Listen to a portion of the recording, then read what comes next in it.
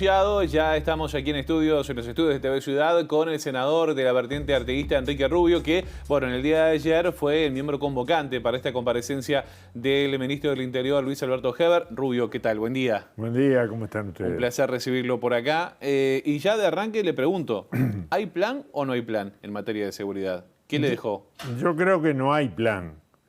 O sea, lo que hay es una pintura de los principales responsables de la distribución hacia las bocas de pasta base. Eso es importante que se tenga como información, pero si no hay un plan más integral que ataque también la otra punta y que le dé la oportunidad a la subcultura del delito y en gran parte del consumo, que no solo es de áreas de pobreza, sino también de otras áreas, ¿no?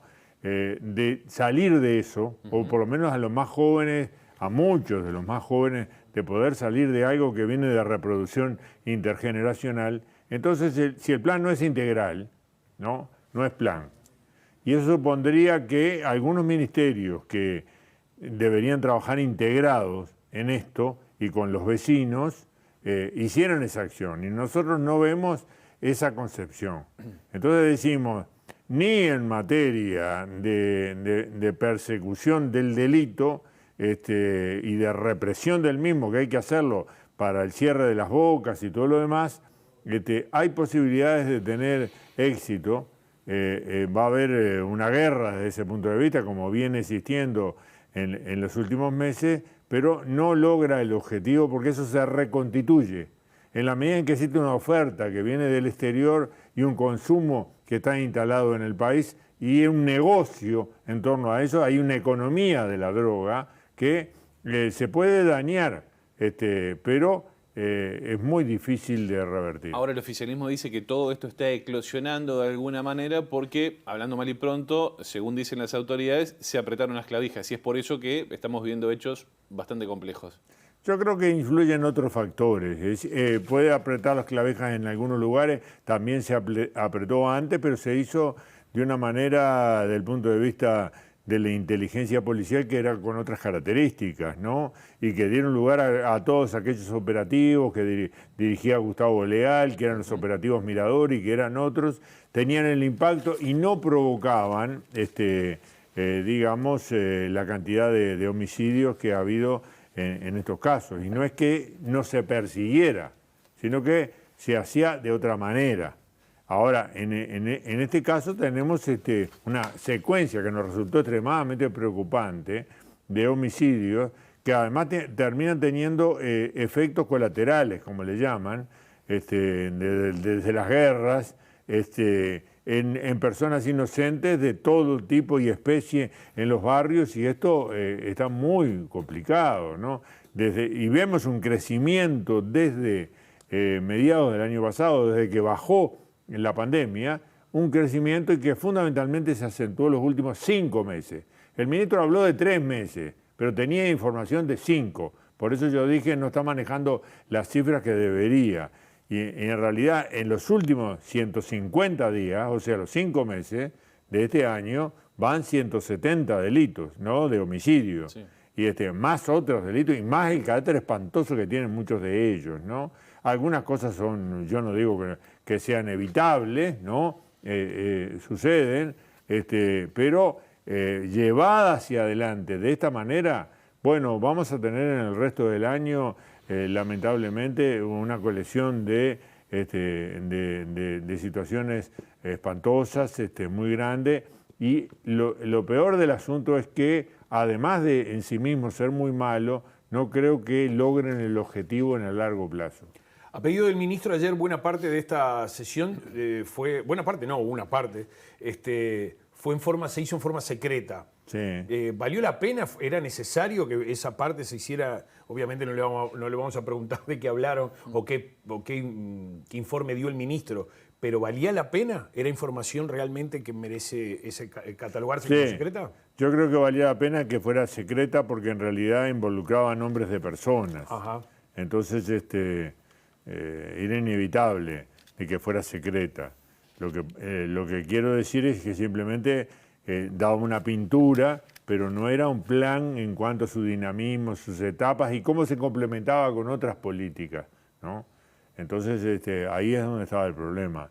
En cuanto a la información, la agradecemos, pero no nos cambia el panorama de una visión muy preocupada de la situación, que además yo creo que es compartida por la opinión pública, ¿no? Que ha visto que el tema de la seguridad, se dijo que se tenía una especie de varita mágica donde esto iba a cambiar radicalmente de un día para el otro, y en la verdad que no ha sucedido. Eso ¿no? es lo que queda claro, que no es así, No es y así. que no hay planes mágicos de ningún gobierno, que deba Sí. trabajar los ministerios conjuntamente, bueno, todas esas cosas.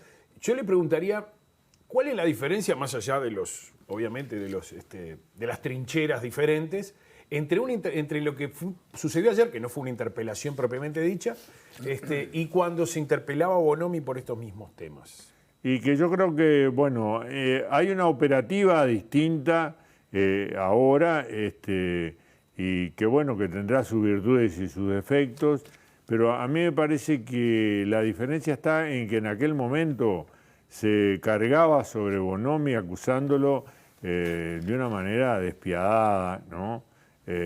Durante permanentemente. Y las cosas que se le decían son los argumentos que usa Heber ahora para defenderse, ¿no? Es decir, cuando Bonomi decía, y llegó a decir en el año 2018, en la segunda interpelación de Bordaberry, el 58%, en este año dice, el 58% de los homicidios son por ajuste de cuentas, resulta que la oposición lo criticaba. El presidente de la República en el debate presidencial, en uno de los debates, llegó a decir que un ministro jamás puede decir eso, que el responsable, ¿quién es el responsable? Tiene que hacerse cargo de las bandas de narcotráfico, no puede lavarse las manos, yo qué sé cuánto. Ahora es lo que dice Heber, ¿no? Lo dijo Heber antes, lo vuelve a decir ahora. Entonces, nosotros simplemente se lo señalamos. Tampoco hicimos un centro de esto, pero le dijimos, bueno, este es su archivo. Y el archivo es el que usted ahora usa para tratar de defenderse. Bueno, es una picardía política, si se quiere, de parte del ministro. Se dice que uno es dueño de sus silencios y esclavo de sus palabras. Es esclavo de sus palabras. Yo le dije públicamente antes, el archivo lo condena a la calle Pou, que dijo mucha cosa, al ministro de Defensa García y fundamentalmente al ministro Heber.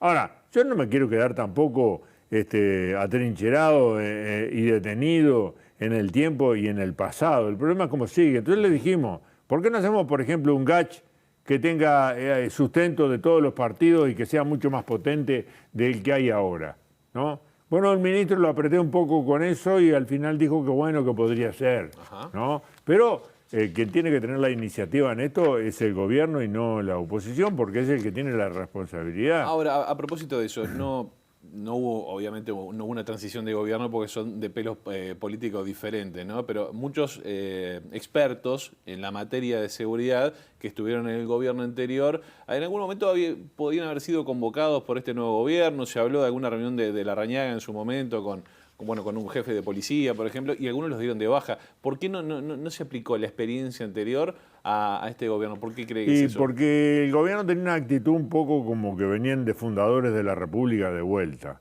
la verdad. Y entonces hicieron un barrido general de todo lo que pensaban que era Frente Amplio. Y en realidad eran funcionarios profesionales, la inmensa mayoría, que no tenían absolutamente nada que ver con la fuerza política. Yo no digo que en la cúpula no hubiera un grupo de confianza del ministro o de los ministros sucesivos que han existido, pero en realidad mucho más abajo, gente que había acumulado experiencia profesional durante muchísimo tiempo en inteligencia y en la lucha contra el delito, que había hecho cursos en el extranjero y demás, fue desplazada, ¿no? Y este desplazamiento me parece a mí que ha sido uno de los errores más gruesos que ha cometido este gobierno, no solo en el área del Ministerio del Interior, sino también en otros ministerios. Este espíritu refundacional de alguna manera lo está pagando la sociedad, ¿entiende? Lo paga la sociedad, el espíritu refundacional, en lo que deben ser políticas de Estado, porque los temas son tan pesados que llevan a un trabajo de largo plazo que no se puede encarar en un gobierno, sino en varios gobiernos.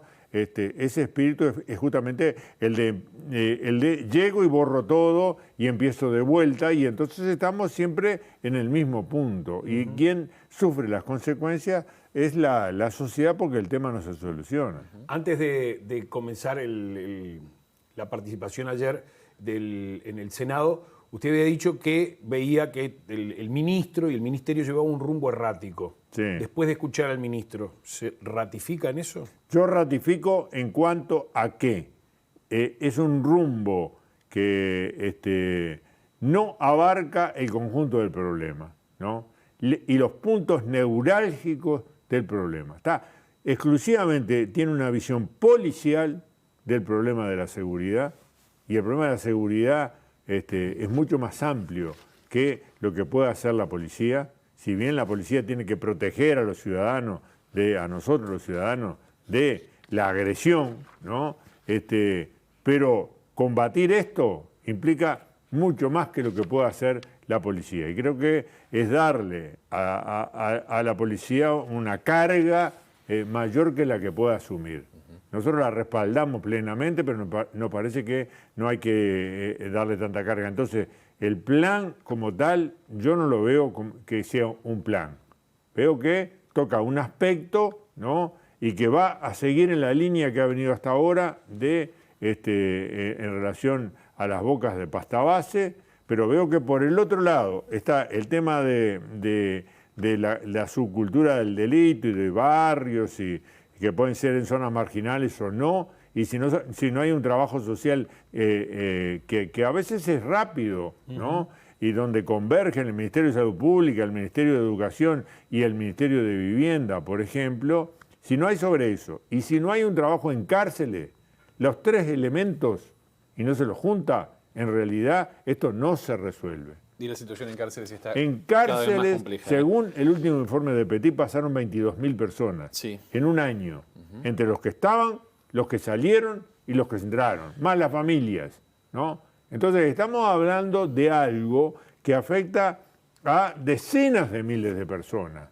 Y bueno, y uno no lo puede encarar simplemente con una represión focalizada, que es la que se busca en torno a este tema de las bocas, que yo coincido que hay que cerrarlas, pero que se reabren a las 2 cuadras, ¿no? Sí. Esa es la experiencia relativamente rápido. Y hay que apuntar al grande, en todo caso. Y al grande. Sí. Una cosa, hay un sector dentro de la coalición de gobierno que ha sido bastante crítico con el tema seguridad en general, y es Cabildo Abierto. Sí. ¿Cómo fue el comportamiento de ellos en la... Y Cabildo Abierto ayer? dijo de que bueno, que antes había estado muy mal, pero que ahora todavía estábamos mal, ¿no? Mal y lejísimo Manini dijo eso, ¿no? De lo que debería lograrse, y fue crítico con el pasado, y también hizo este juicio sobre el presidente, y no fue mucho más allá, ¿no? Y después... Como que Cabildo revuelve la olla.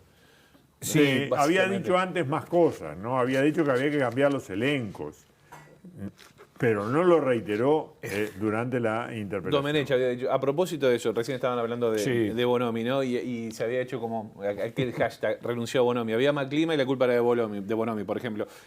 ¿Usted entiende que cambiando la titularidad del ministerio se puede haber una solución, o puede ser mucho peor incluso? Yo creo que el tema acá es de la responsabilidad, en último término, es del presidente de la República, ¿no? Es el que tiene que asumir frente a esta situación las decisiones. Entonces me parece un poco que nosotros deberíamos ir por otro camino. No hemos convocado a Heber, una sola vez lo convocamos a la Comisión de Seguridad y Convivencia que yo presidía el año pasado, una sola vez, y no ha habido interpelaciones. Después no creemos que sea en una figura, si bien ha hecho un conjunto de declaraciones que son muy infelices, ¿no? Muy infelices desde agosto del año pasado, y que denotaban desconocimiento de la situación, más juicios que, en fin, quedan discutibles de todo punto de vista. Pero esto no se arregla cambiando un ministro, aunque a veces haya que proceder de esa manera porque no es el que llena los requisitos mínimos, ¿no? Sin duda que temas para seguir Sin conversando, ¿no? Ni le digo de que él devolvieron las carteras ni nada de eso, que eso queda para Pero otro una momento. sola cosa, Sí. en 5 segundos, la reacción de la vicepresidenta Beatriz Argimón con Amanda de la Ventura. Y totalmente desafortunada la reacción, porque en realidad Amanda de la Ventura podía estar fuera de tema, en realidad hablando de la violencia de género, ¿no? Aunque ella arrancó con la violencia de género y terminaba en ¿qué? Entre los feminicidios. Y los feminicidios forman parte de los homicidios. Como los homicidios en cárceles forman parte de los homicidios, estaban incluidos. Yo los puse en la exposición inicial. Entonces, venía en ese desarrollo y la presidenta se desacató, digamos, de alguna manera. Nosotros no quisimos hacer en ese momento una cuestión política que en otras circunstancias hubiéramos hecho, ¿no? Porque nos hubiera llevado un par de horas y distorsionaba totalmente el debate en el que veníamos. Pero realmente me parece que no correspondía y además en ese tono, ya ha pasado más de una vez, ya ha pasado más de una vez. Con Andrade. Y, sí, con Andrade, ¿no?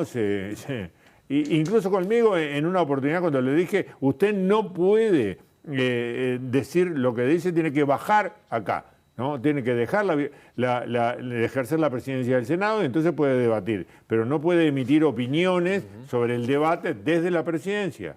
Y se enojó, yo qué sé. Nosotros la estimamos y demás por las posturas que ella ha tenido en los temas fundamentalmente del feminismo y demás, pero hay momentos en que